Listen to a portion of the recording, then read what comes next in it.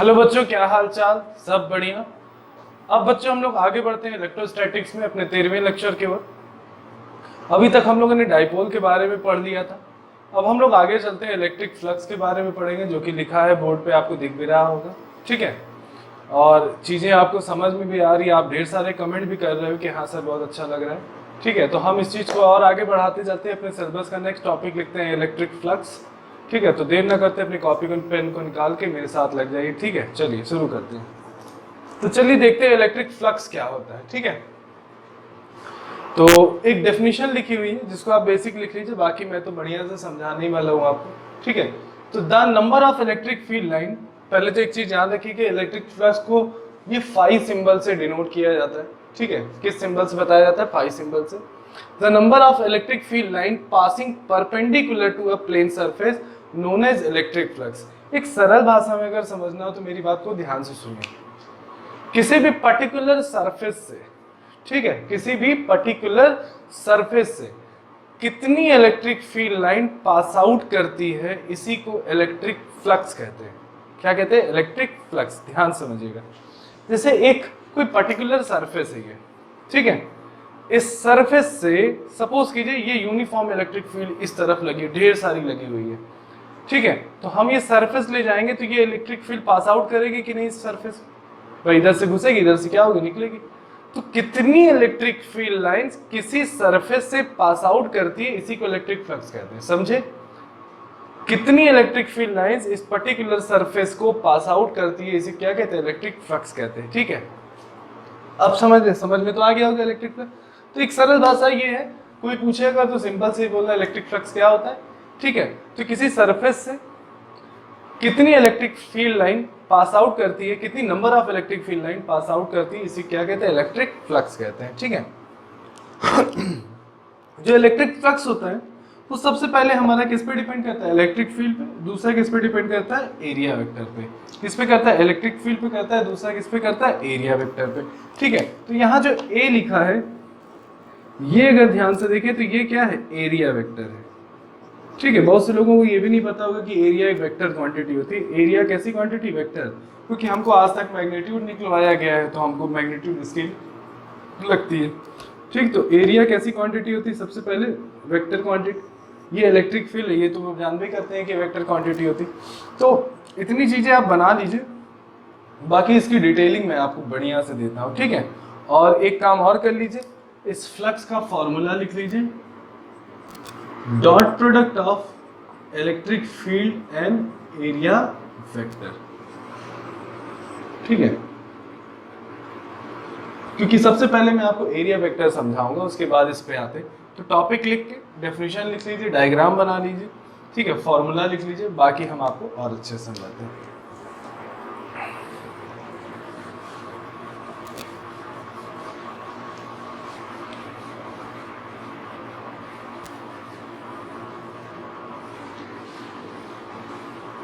चलिए, area vector की अब हम बात करने जा रहे हैं बच्चों। किसकी बात करेंगे? एरिया वेक्टर की।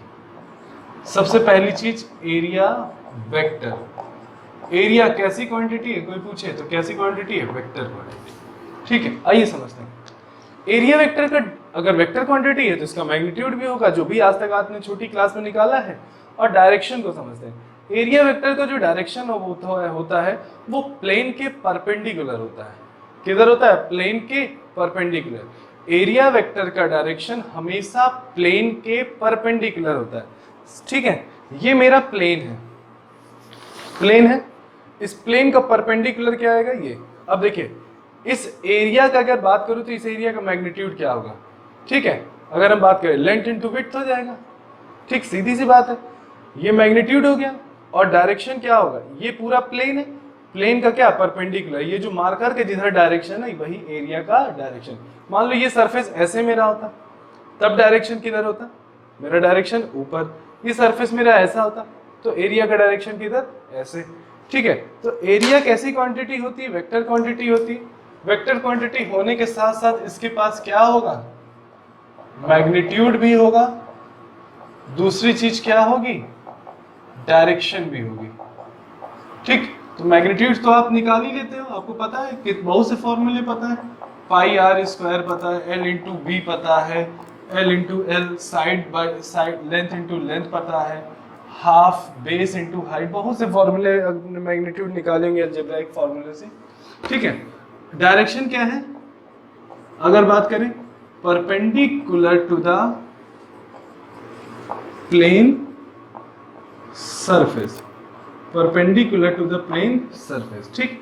तो सरफेस की अगर मैं बात करूं, अगर मान लीजिए मेरा प्लेन ये है, ठीक है, तो प्लेन का परपेंडिकुलर देखें, ठीक है, तो अगर बात करें ये मेरा L होता, ये मेरा क्या होता, B होता, ठीक।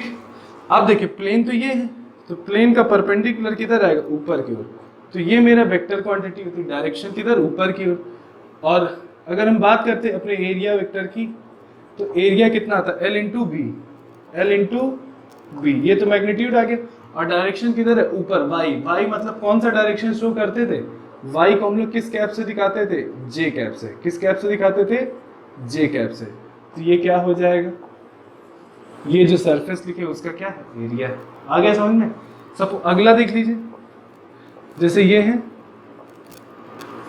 ठीक है, इसका एरिया कितना हो जाएगा, किधर आएगा, इस तरफ, एक्स एक्सिस की तरफ, मान लेते हैं ये बी है और ये क्या है, एल है। तो अगर एरिया की अगर बात करें तो क्या होगा, मैग्नीट्यूड कितना, एल इंटू बी, और डायरेक्शन किधर अगर ध्यान से देखें तो एक्स, एक्स मतलब कौन सा कैप, आई कैप, ठीक है। तो एरिया कैसा होता है, हमेशा प्लेन के किधर होगा बच्चों, परपेंडिकुलर होगा, ठीक है। चलिए आगे चलते हैं।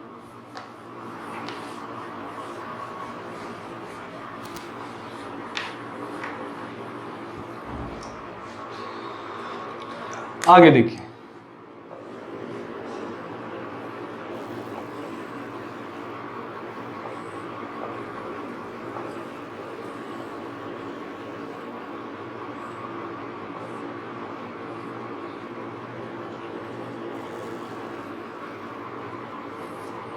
ये कौन सी एक्सिस जेड, ये कौन सी एक्सिस एक्स, ये कौन सी एक्सिस वाई, ठीक।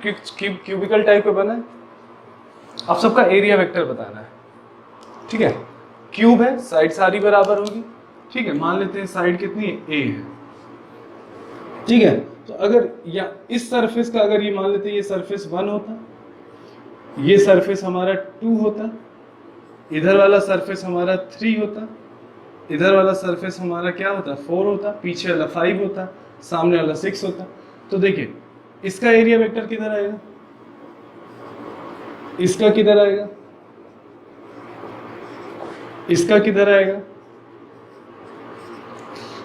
भाई इधर का सरफेस इधर होगा, अब ये सरफेस ऐसे परपेंडिकुलर किधर आएगा, नीचे की ओर, ठीक। इसकी वैल्यू लिखते हैं, क्या लिखते हैं, a इंटू ए, किस डायरेक्शन, ऊपर, तो कौन सा कैप, जे कैप। इसका अगर लिखते तो कितना होता है, ये a और ये भी कितना, a इंटू ए कितना, a स्क्वायर, और किस डायरेक्शन में, आई कैप।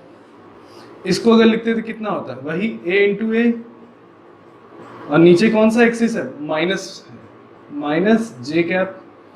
और इसका अगर लिखते तो कितना, a इंटू ए, और ये डायरेक्शन अगर देखें तो कौन सी कैप है, माइनस आई कैप है कि नहीं है। तो हमने सब जितने भी फेसेस थे, 4 हमें सामने से दिख जाते हैं, एक 5 इधर होता है और जेड पीछे, तो वो के एक्सिस और माइनस के एक्सिस होगी। तो समझ में आ गया, एरिया एक वेक्टर क्वांटिटी होती है जो कि प्लेन के परपेंडिकुलर होती है, ठीक है। अगला देख लीजिए,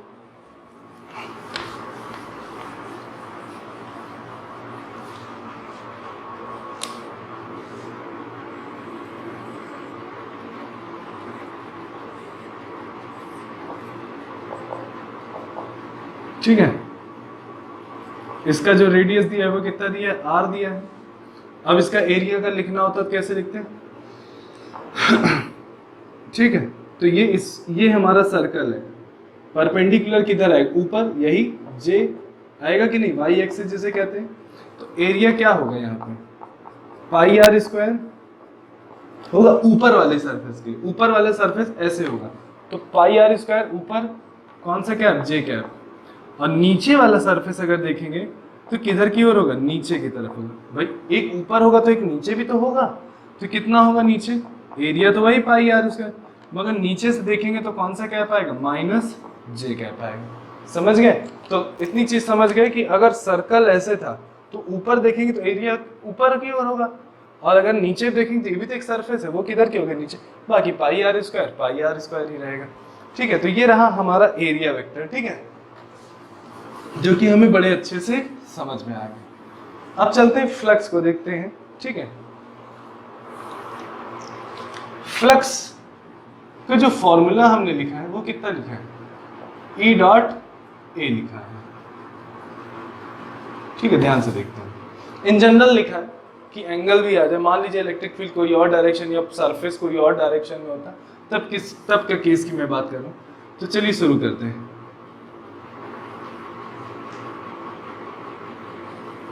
इलेक्ट्रिक फील्ड परपेंडिकुलर होनी चाहिए, तभी आपको मैक्सिमम फ्लक्स मिलता है। ये भी यार भाई, परपेंडिकुलर नहीं रहेगी तो कटिंग कम होगी। देखिए समझते कैसे।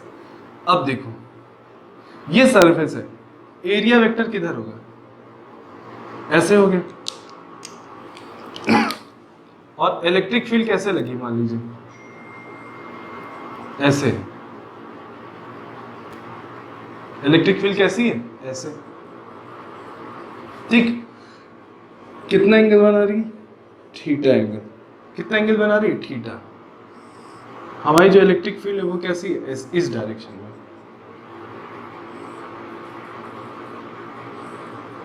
ऐसा। ठीक है, अब ध्यान से मेरी बात को सुनिए। जैसे सपोज कीजिए ये सरफेस है, अगर ये कटिंग है, अगर पेनिट्रेशन है तो ये सीधे सबसे ज्यादा होगा। अगर ये सरफेस ऐसे होता तब पेनिट्रेशन क्या होता, परफेक्टली ना होता। सबसे ज्यादा परफेक्ट अगर देखो तो कैसे होगा, ऐसे होगा ना। ठीक है, और अगर यही सरफेस ऐसे हो जाता तो इलेक्ट्रिक फील्ड पास आउट कर गई। कटिंग कहाँ होती, पेनिट्रेट कहाँ होती, पास आउट। और सबसे ज्यादा कटिंग कहाँ होगी, ऐसे होगी कि नहीं, इसीलिए परपेंडिकुलर कहा जाता है। अब इलेक्ट्रिक फील्ड यहाँ क्या परपेंडिकुलर है प्लेन के, नहीं है। तो हमको प्लेन का तो मेरा ये है ना। अगर मेरी इलेक्ट्रिक फील्ड कैसी है, देखो ऐसे, तो कितना डिग्री बनाई, थीटा। तो हमको इसको क्या करना पड़ेगा, रिजॉल्व करना पड़ेगा। तो ई को अगर हम इस तरफ रिजॉल्व करेंगे, ई को थीटा की तरफ अगर रिजॉल्व करेंगे तो ई का क्या आएगा, कॉस थीटा आएगा कि नहीं आएगा। ई का कितना आएगा, कॉस थीटा। तभी तो देखिए ई मेरा ऐसा है, अगर इसको हम थीटा की तरफ रिजॉल्व करें, देखिए परपेंडिकुलर बन गया। अब ई को थीटा की तरफ रिजॉल्व करो तो क्या आएगा, ई कॉस थीटा आएगा। तो जो मेरा फ्लक्स का फॉर्मूला बनेगा वो कितना बनेगा, ई कॉस थीटा इंटू क्या, ए। और इसको हम क्या लिख सकते हैं, डॉट प्रोडक्ट लिख सकते हैं, ई डॉट ए लिख सकते हैं कि नहीं। समझ गए। तो इतना याद रखना, फ्लक्स पाने के लिए इलेक्ट्रिक फील्ड का मैक्सिमम फ्लक्स पाने के लिए इलेक्ट्रिक फील्ड को कैसे डायरेक्शन होना चाहिए, परपेंडिकुलर होना चाहिए। कैसा डायरेक्शन होना चाहिए, परपेंडिकुलर होना चाहिए। आइए समझते हैं।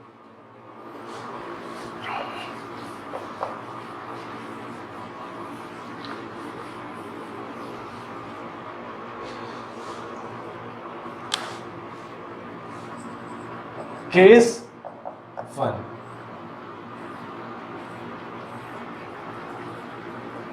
एरिया वेक्टर किधर की ओर, ऊपर की ओर। केस 2, एरिया वेक्टर किधर की ओर, ऊपर की ओर। केस 3, आप सोच रहे हो कि सब तो एक ही डायग्राम, नहीं, हम सब में क्या करेंगे, कुछ ना कुछ अलग करेंगे। इसमें इलेक्ट्रिक फील्ड कैसी लगा देते हैं, ऐसी लगा देते हैं। इसमें इलेक्ट्रिक फील्ड किधर लगा देते हैं, ऊपर की ओर। इसमें इलेक्ट्रिक फील्ड हम किधर लगा देते हैं, नीचे की ओर। ठीक है, ऐसा। अब देखिए, फ्लक्स इज इक्वल टू क्या होता है, ए कॉस थीटा। यहां अब थीटा किसके बीच का एंगल, अगर थीटा ध्यान से देखें तो किसके बीच का एंगल है, angle between E and A vector. किसके बीच का एंगल है, ई और ए के बीच का एंगल क्या है, थीटा। तो फ्लक्स अगर देखें तो कितना हो जाएगा, कितना डिग्री बन रहा है इनके बीच, 90 डिग्री। तो अगर देखें तो cos 90 हो जाएगा और cos 90 क्या होता है 0, तो हमारा जो फ्लक्स मिलेगा 0 मिलेगा। इसका मतलब कोई इलेक्ट्रिक फील्ड लाइन पेनिट्रेट नहीं कर रही है, पास कर रही है। पास करने से फ्लक्स नहीं मिलता है। ठीक, आगे चले, इसको देखें, जिधर एरिया वेक्टर उधर इलेक्ट्रिक फील्ड, कितना डिग्री बनेगा 0 डिग्री। तो इलेक्ट्रिक फ्लक्स अगर हम देखें कितना हो जाएगा, ई है cos फाई 0, cos 0 कितना 1, तो फ्लक्स मेरा कितना है E इंटू ए। तो जो मेरा फ्लक्स आया, ध्यान से देखिए तो कैसा आया, पॉजिटिव आया, और इसको हम क्या बोलेंगे, मैक्सिमम फ्लक्स बोलेंगे। क्या बोलेंगे, मैक्सिमम फ्लक्स। यहाँ एरिया ऊपर इलेक्ट्रिक फील्ड नीचे, थीटा कितना बनेगा 180 डिग्री बनेगा। फ्लक्स कितना हो गया E इंटू ए, और cos 180, और cos 180 बच्चों कितना था -1, तो मेरा जो फ्लक्स आया -E इंटू ए आ गया, और ये मेरा फ्लक्स कैसा है, नेगेटिव फ्लक्स है। ठीक है, मिनिमम कितना होगा 0 होगा। और नेगेटिव फ्लक्स, तो एक चीज हमें ये समझाएंगे कि अगर इलेक्ट्रिक फील्ड लाइन, ध्यान से देखिए, अगर इलेक्ट्रिक फील्ड लाइंस की अगर हम बात कर लें, या चलिए सब बाद में बताएंगे, अभी नहीं, ठीक है, मैक्सिमम कब मिनिमम कब, ये सारी चीजें इतना पहले अगर आप बना सके तो बना दीजिए। ठीक है, चलिए, तो फ्लक्स मैक्सिमम कब होगा अगर बात करें तो 0 डिग्री पे। कौन सा डिग्री पे, 0 डिग्री पे। तो कोई फ्लक्स पूछे तो क्या, जितनी ज्यादा से ज्यादा इलेक्ट्रिक फील्ड लाइंस किसी सरफेस को कट करती है उसी को क्या कहते हैं, इलेक्ट्रिक फ्लक्स कहते हैं। ठीक है,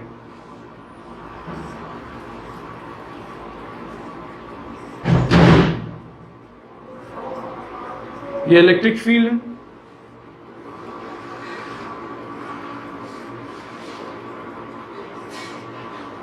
ये इलेक्ट्रिक फील्ड है, ये इलेक्ट्रिक फील्ड है।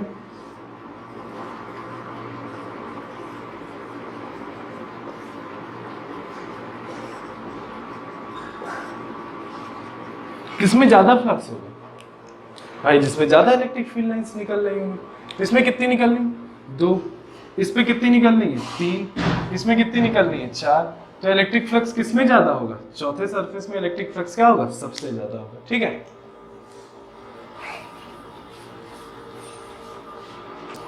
तो बच्चों हमें ये पता चल गया, फ्लक्स के बारे में सारी चीजें पता चल गई, अच्छे से पता चल गई। ठीक, एरिया वेक्टर पता चल गया, फ्लक्स पता चल गया। ठीक है, अब फ्लक्स में हम कुछ रिमार्क देखते हैं। ठीक है, लिख लीजिएगा रिमार्क। मैक्सिमम कब होता है, ये भी चीजें हमने आपको बता दी। 0 कब होगा, माइनस कब होगा, ये भी बता दिए। ठीक है, एक रिमार्क लिखिए, when a close body placed in uniform electric field, ठीक है, when a closed path या when a closed body placed in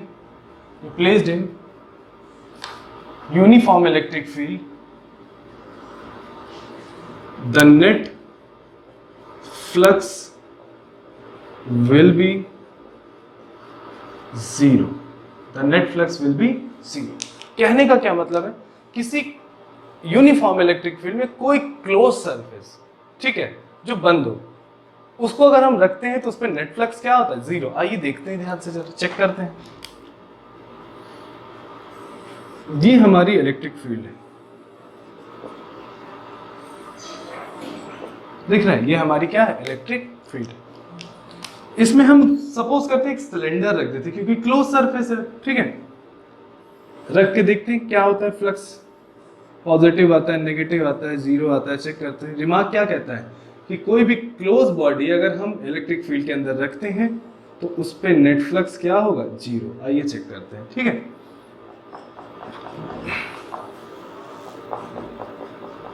ये हमने सिलेंडर को रख दिया यूनिफॉर्म इलेक्ट्रिक फील्ड। ठीक, अब देखते हैं बच्चों, चलो ध्यान से देखो कितने सरफेस बन रहे हैं। ठीक है, अगर हम काउंटिंग कराते हैं, पहला सरफेस ये दिख रहा है, सर्कुलर होगा भाई, इधर से घुसेगा कि नहीं, ऐसे घुसेगा कि नहीं, तो अगर हम बात करेंगे तो इसका एरिया वेक्टर किधर आएगा, ऐसे होगा कि नहीं होगा, ध्यान से देखिए एरिया वेक्टर कैसा होगा, ऐसे। आगे चलते हैं, अगला सरफेस ये प्लेन अगर हम देखें परपेंडिकुलर किधर आएगा, ऊपर, एरिया वेक्टर होगा कि नहीं। दूसरा सरफेस ये होगा ऐसे, एरिया वेक्टर किधर आएगा, ऐसे। एक सरफेस ये, एरिया वेक्टर किधर क्यों रहेगा, नीचे क्यों। ठीक, ऐसा हो। कितने सरफेस है, 4 सरफेस फॉर्म। ठीक है, अब देखें इलेक्ट्रिक फील्ड यहां पे इंसर्ट कर रही, निकल रही कि नहीं, देखो यहां से निकल रही, तो इलेक्ट्रिक फील्ड का डायरेक्शन ये है। तो अगर हम देखें एरिया वेक्टर इलेक्ट्रिक फील्ड के बीच यहां कितना डिग्री बन रहा है, 180 डिग्री बन रहा है। यहां पे आइए, इलेक्ट्रिक फील्ड तो हमारी ये है और एरिया वेक्टर के बीच कितना डिग्री बन रहा है, 90 डिग्री। इलेक्ट्रिक फील्ड जिधर है उधर ही एरिया वेक्टर है, थीटा कितना बन रहा है, 0 डिग्री। यहां पे देखिए इलेक्ट्रिक फील्ड ऐसा, एरिया वेक्टर नीचे, थीटा कितना, 90 डिग्री, ऐसा है। आइए देखते हैं, अब हम निकालते हैं, ये हमारा पहला सरफेस, ये हमारा दूसरा सरफेस, ये हमारा तीसरा सरफेस, ये हमारा चौथा। तो अगर हम नेट फ्लक्स निकालेंगे तो नेट फ्लक्स क्या होगा, ध्यान से देखेंगे। तो नेट फ्लक्स हमारा क्या होगा, φ1, φ2, φ3 और φ4। ठीक, अब चलते हैं, फ्लक्स में कौन फिगर होता है भाई, ई होता है, ए होता है, थीटा होता है। और अब तुमको पता है, अभी दिमाग में लिखा है कि 90 डिग्री पे फ्लक्स 0 होता है, तो दूसरे के कारण और चौथे के कारण फ्लक्स क्या हो जाएगा, 0। क्यों 0, क्योंकि यहाँ cos 90 क्या हो जाएगा, 0। 180 के कारण फ्लक्स क्या होता है, माइनस में होता है। 180 के कारण फ्लक्स किस में होता है, माइनस में। तो φ1 की वैल्यू कितनी आ गई, E इंटू ए आ गई, अभी इससे पहले निकाला है। और अगर उस सरफेस, तीसरे सरफेस की अगर हम बात करें तो 0 पे फ्लक्स क्या आता है, पॉजिटिव आता है, E इंटू ए हो जाएगा, प्लस से माइनस खत्म, तो नेट फ्लक्स कितना आ गया, 0। इससे ये क्लियर होता है कि अगर किसी बॉडी में, क्लोज बॉडी को अगर यूनिफॉर्म इलेक्ट्रिक फील्ड में अगर हम रखते हैं तो हमारा नेट फ्लक्स क्या होता है, 0 होता है, जो कि देखने को मिल रहा है। और दूसरा रिमार्क यहां से ये मिला, इस सरफेस को अगर देखें तो इलेक्ट्रिक फील्ड लाइन यहां घुस रही है, यहां से इलेक्ट्रिक फील्ड लाइन इसमें घुस रही है। ठीक है, तो इलेक्ट्रिक फील्ड लाइंस ये भी कह सकते, और यहां से देखो क्या हो रही है, निकल रही है, यहां से देखो तो क्या हो रही है, निकल रही है। तो देखिए ध्यान से, अगर इलेक्ट्रिक फील्ड लाइंस अगर हम देखें इंसर्ट होती है, ठीक है, या अगर हम बात कर सकते हैं अगर इलेक्ट्रिक फील्ड लाइंस किधर जो हो, इनसाइड हो, तो फ्लक्स कैसा आ रहा है, अगर ध्यान से देखें तो नेगेटिव आ रहा है कि नहीं। और इलेक्ट्रिक फील्ड लाइंस अगर देखें किधर हो, आउटसाइड हो, मतलब बाहर की ओर निकले, तो फ्लक्स अगर देखें तो कैसा आ रहा है, पॉजिटिव आ रहा है। दिख रहा है कि नहीं। तो कभी भी याद रखिएगा। और एक चीज और समझ में आएगी, पता है क्या, ये पॉइंट है हमारा, तो अगर पॉइंट देखो तो इलेक्ट्रिक फील्ड है यहां से उस पॉइंट की ओर अंदर जा रही है, तो याद आ रहा होगा कि अगर माइनस चार्ज होता तो इलेक्ट्रिक फील्ड लाइंस इसके अंदर जाती है, ऐसा है कि नहीं है, हमने आपको बताया है। नेगेटिव चार्ज में इलेक्ट्रिक फील्ड लाइंस किधर की ओर, अंदर। तो इसको अगर ध्यान से देखो तो ये इलेक्ट्रिक फील्ड लाइंस उस पॉइंट के अंदर जा रही है, इसका मतलब है कि इनसाइड जा रही है, इसका मतलब ये फ्लक्स क्या है, नेगेटिव। तो अगर इलेक्ट्रिक फील्ड अंदर की ओर जाएगी तो फ्लक्स बच्चों कितना मिलेगा, माइनस में मिलेगा। तो इसका मतलब ये हो गया कि नेगेटिव चार्ज के कारण जो फ्लक्स होता है वो क्या होता है, नेगेटिव होता है। ठीक, और अगर यही, अगर ध्यान से सोचिए, अगर यही पॉजिटिव चार्ज होता है तो इलेक्ट्रिक फील्ड लाइंस किधर की ओर होती, बाहर की ओर होती कि नहीं होती। इलेक्ट्रिक फील्ड लाइंस किधर की ओर होती है, बाहर की ओर। तो अब देखो इलेक्ट्रिक फील्ड लाइन यहाँ निकल रही है, दिख रहा होगा ना, यहाँ से देखो क्या हो रही है, निकल रही है, तो फ्लक्स कैसा, पॉजिटिव। तो इसका मतलब ये हुआ कि पॉजिटिव अगर चार्ज है तो फ्लक्स भी क्या होगा, पॉजिटिव। तो याद रखिएगा कि अगर नेगेटिव चार्ज है तो फ्लक्स नेगेटिव, पॉजिटिव चार्ज है तो फ्लक्स पॉजिटिव। और इलेक्ट्रिक फील्ड लाइंस अगर इनसाइड है या घुस रही है कहीं से तो उस वहां flux negative, electric field lines कहीं निकल रही तो वहां फ्लक्स क्या होगा, पॉजिटिव। ठीक, इतनी बात क्लियर है, समझ में आया। चलिए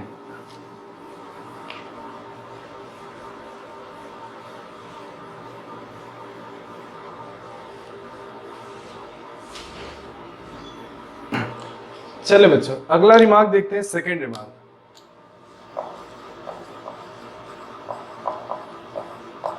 ठीक, अभी जो सरफेस आपने देखा था प्लेन सरफेस देखा था, तो एरिया वेक्टर का हमेशा डायरेक्शन क्या है, कांस्टेंट है कि नहीं, उधर ही। अगर बच्चों 3 डायमेंशनल स्फेरिकल होता तब क्या होता, अगर बात करते तो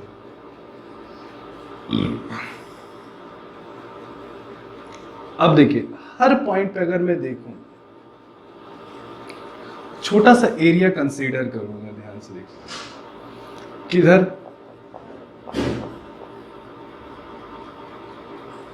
किधर, इसको देखिए,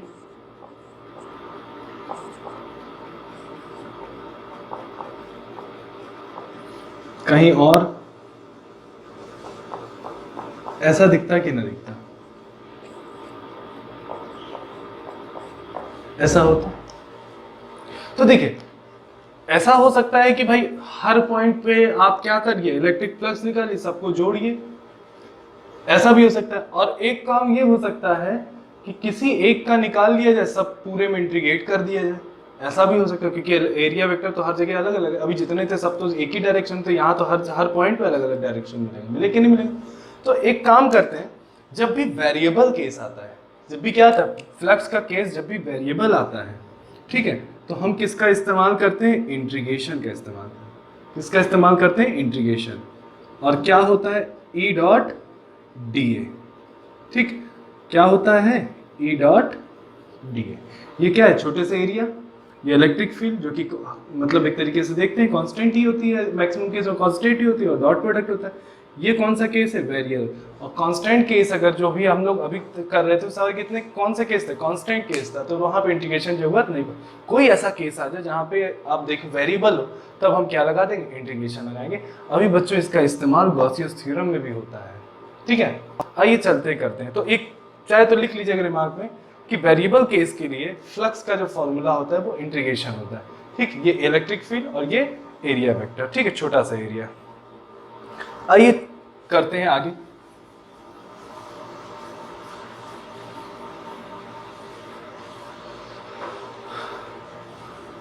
एक क्वेश्चन लिखता हूं, सीबीएसई बोर्ड में आया हुआ है, find net flux.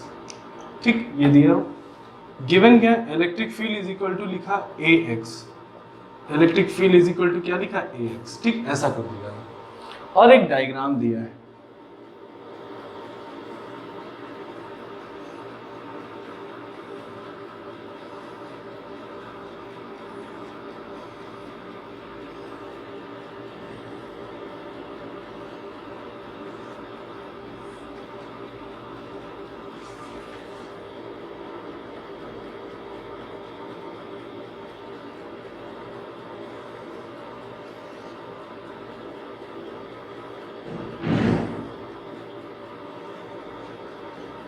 X axis, Y axis,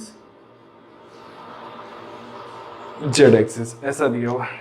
x axis यहाँ ये एक्स एक्सिस पे एक क्यूब रखा हुआ है, ठीक है। और इलेक्ट्रिक फील्ड कैसी है बच्चों, ऐसा वेरिएबल है, जैसे जैसे एक्स बढ़ाते जाओगे वैसे वैसे इलेक्ट्रिक फील्ड क्या होती जाएगी, चेंज होती जाएगी। और इसका साइड दिया था। ये क्वेश्चन बच्चों थोड़ा थोड़ा चेंज करके ना, ये बहुत ही इंपॉर्टेंट क्वेश्चन है, समझ लीजिए। और ये थोड़ा थोड़ा चेंज करके आप देखना, सीबीएसई बोर्ड के लास्ट ईयर क्वेश्चन पेपर में कई बार आपको देखने को मिलता है, वो 5 नंबर को देखने को मिलता है, ठीक है। तो इलेक्ट्रिक फील्ड का डायरेक्शन किधर है मेरा, एक्स डायरेक्शन में, ठीक है। तो अब इलेक्ट्रिक फील्ड का जो मेरा डायरेक्शन है वो किधर की ओर है, एक्स डायरेक्शन में। क्वेश्चन इसको देख के पता चलता है कि नहीं पता चलता है, जो गिवन, ये तो गिवन था, ठीक है। मैं बहुत बड़ा सा नहीं लिखा रहा हूं, आप जाओगे तो आपको मिलेगा भी। ये दिया हुआ है इलेक्ट्रिक फील्ड है, ठीक। अब देखिए, अगर मैं बात करूं कौन सा सरफेस इलेक्ट्रिक फ्लक्स देगा, भाई वही सरफेस इलेक्ट्रिक फ्लक्स देगा ना जो पेनिट्रेशन जिसमें होगा, जिसमें अगर देखेंगे पेनिट्रेट कर रही होगी इलेक्ट्रिक फील्ड, तो अगर देखेंगे तो कौन सा सरफेस होगा भाई, इस ये वाला जो सरफेस होगा इससे घुस रही होगी, और इस वाले सरफेस से क्या हो रही है, निकल लेगी।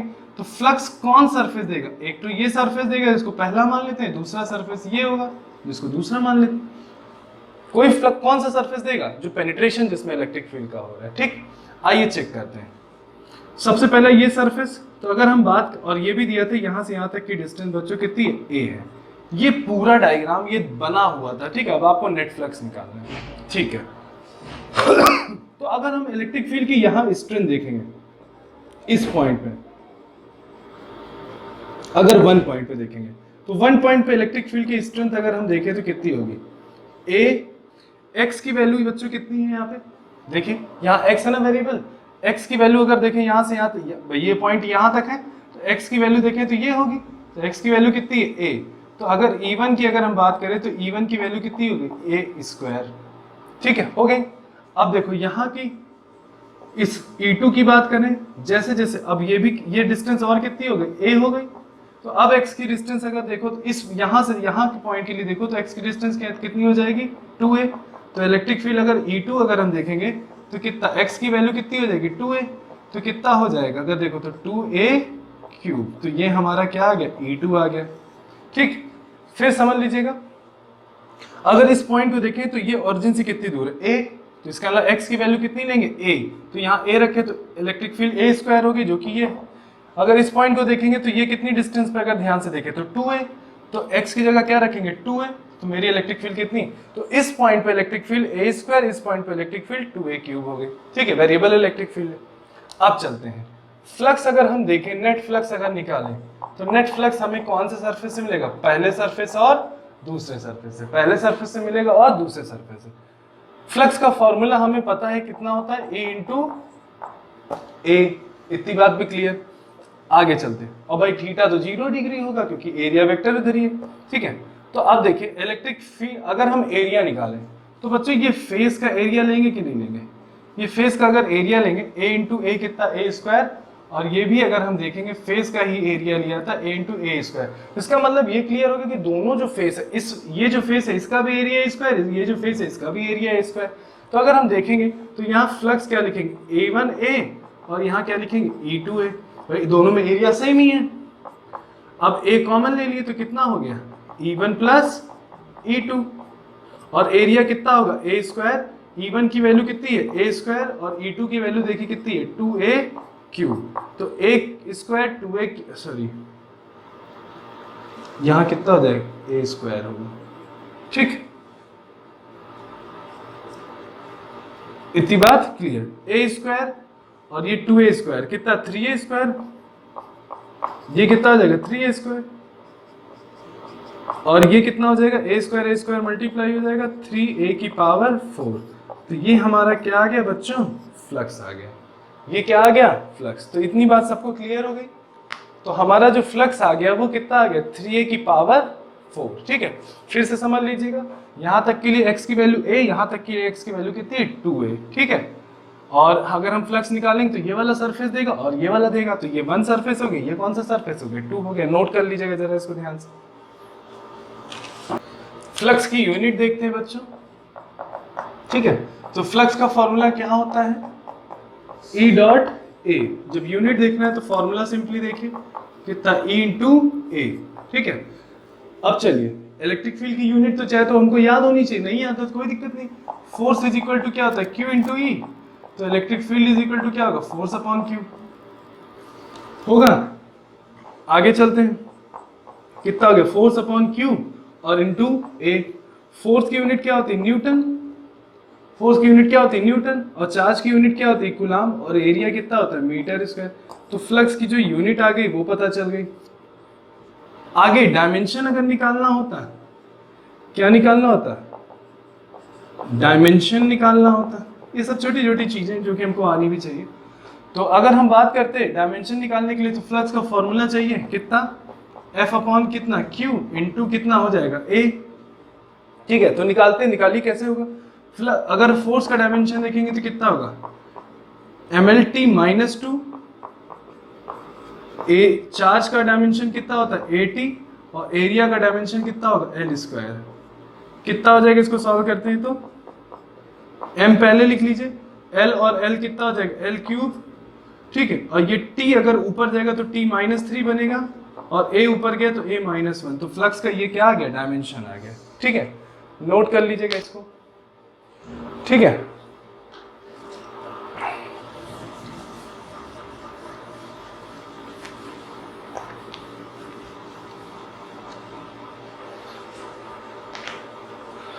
तो ये हमारा इलेक्ट्रिक फ्लक्स था। ठीक है, आपको समझ में भी आया होगा। जैसा कि हर बार मैं कहता हूं आपसे, कमेंट में जरूर बताइएगा, सब्सक्राइब करना, बेल आइकन हिट करना बिल्कुल मत भूलिएगा। जल्द ही मिलते हैं नेक्स्ट आपके लेक्चर 14 लेक्चर, जो आपका 14वां लेक्चर होगा। ठीक है, थैंक यू।